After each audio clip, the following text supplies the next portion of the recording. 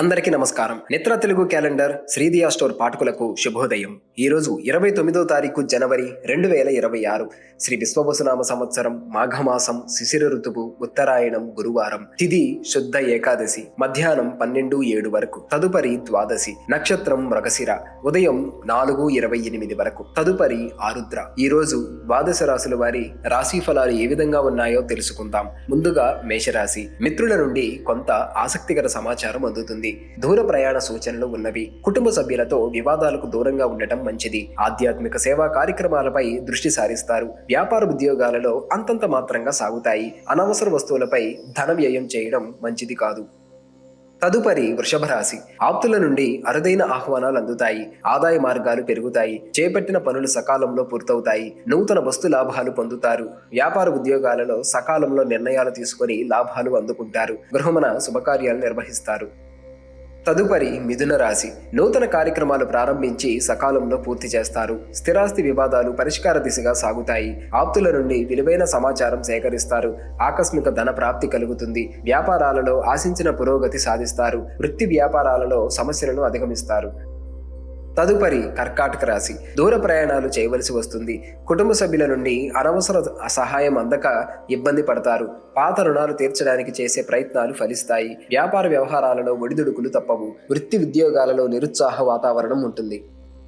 తదుపరి సింహరాశి. చేపట్టిన పనులు మందకొడిగా సాగుతాయి. దూర ప్రయాణాలు వాయిదా వేయటం మంచిది. రావలసిన ధనం సకాలంలో అందక నిరాశ కలుగుతుంది. వ్యాపారాలలో శ్రమ అధికమవుతుంది. వృధా ఖర్చులు పెరుగుతాయి.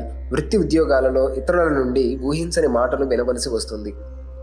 తదుపరి కన్యారాశి. వ్యక్తుల పరిచయాలు ఉపయోగపడతాయి. సన్నిహితుల నుండి శుభకార్య ఆహ్వానాలు అందుతాయి. స్థిరాస్తి క్రయ విక్రయాలలో లాభాలు అందుకుంటారు. వ్యాపారాలలో నూతన ఆలోచనలు అమలు చేసి లాభాలు అందుకుంటారు.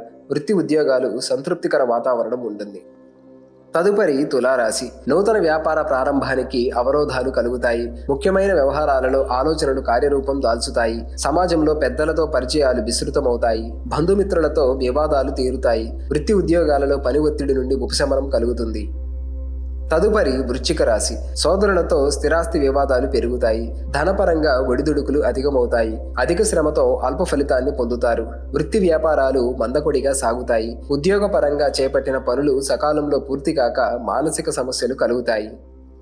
తదుపరి ధనుస్సు రాశి. నూతన రుణ ప్రయత్నాలు చేస్తారు. చేపట్టిన పనులు మందకొడిగా సాగుతాయి. ఆర్థిక పరిస్థితి అంతంత మాత్రంగా ఉంటుంది. కుటుంబ సభ్యులతో మాటపట్టింపులుంటాయి. ప్రశాంతత కోసం దైవ దర్శనం చేసుకోవడం మంచిది. వ్యాపార ఉద్యోగాలు అంతంత మాత్రంగా సాగుతాయి.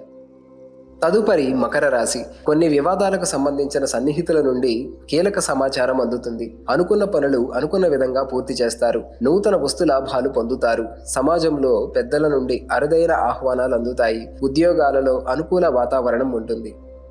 తదుపరి కుంభరాశి. బంధుమిత్రుల నుండి మాటలు కొంత ఇబ్బందిని కలిగిస్తాయి. అధిక శ్రమతో కానీ పనులు పూర్తి కావు. ఇంటా బయట పరిస్థితులు వ్యతిరేకంగా ఉంటాయి. ఉదర సంబంధిత అనారోగ్య సమస్యలు కలిగించే సూచనలు ఉన్నవి. ఉద్యోగాలలో అధికారులతో తొందరపడి మాట్లాడటం మంచిది కాదు. తదుపరి మీనరాశి.